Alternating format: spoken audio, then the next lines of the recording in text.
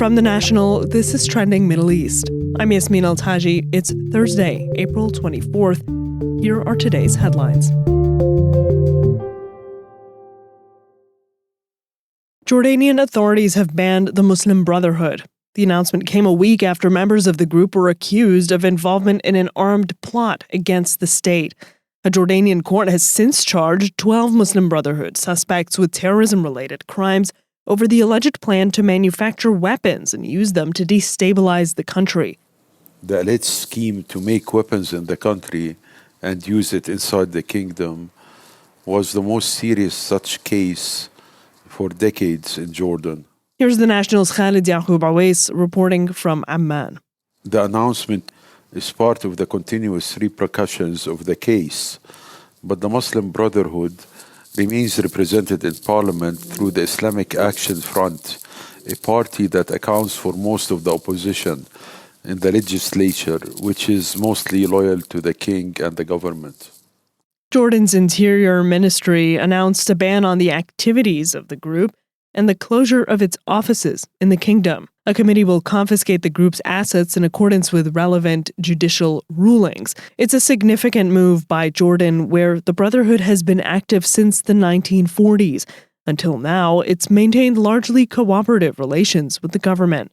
The armed plot case has prompted criticism in official media and from other loyalists against the front.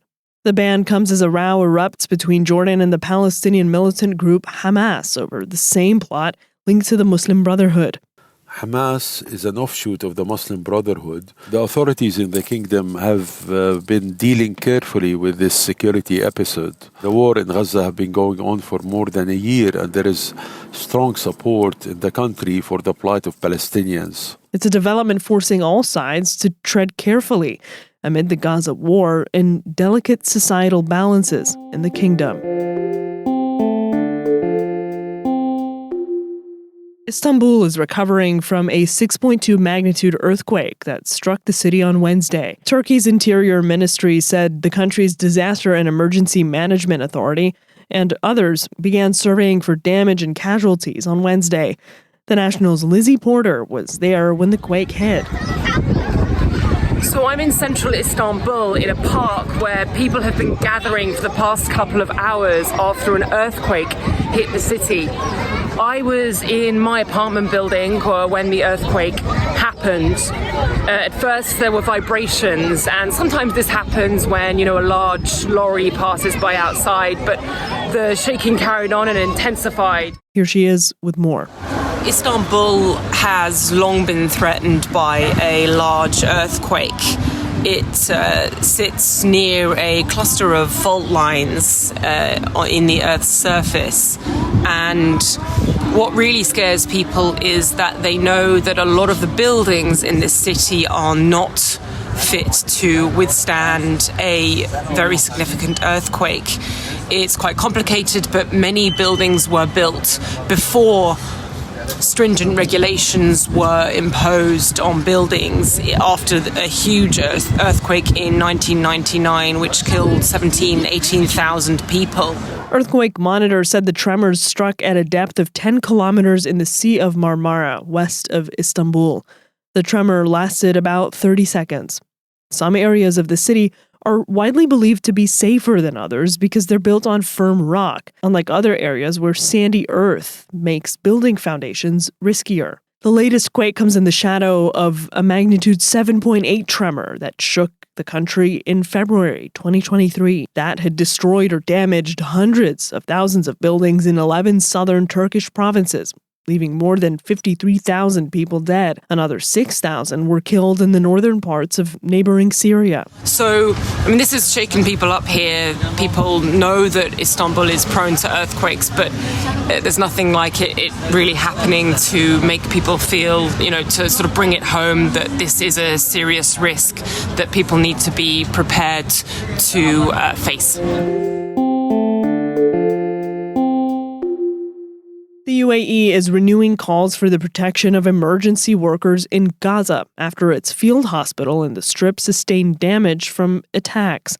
The hospital was damaged by shrapnel from nearby military operations. leading to a renewed call for emergency workers to be protected as war rages on. The 200-bed hospital is based in the city of Rafah in the southern Gaza Strip. Operation Gallant Night 3, the UAE's humanitarian campaign in support of Palestinians affected by the war, shared video showing debris strewn on the floors. The National's Ali Shouk reports. I contacted the field hospital and they told me that the incident happened on Tuesday.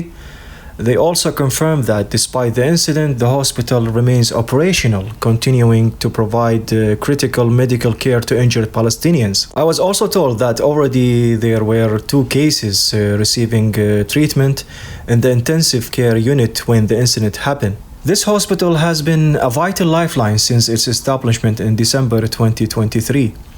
Under Operation Gallant 93, the hospital has treated over 51,000 patients and performed around 1,800 surgeries. The UAE statement did not place blame on Israel, but the area the hospital is in has been subject to Israeli bombardment since the ceasefire was broken.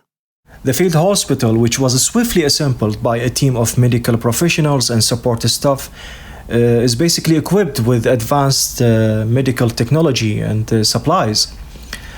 Back to the incident, it actually underscores the challenges humanitarian missions face in conflict zones. That's all for this morning's headlines. You can get these stories and follow live updates at our site. Yasmin Al-Taji, The National.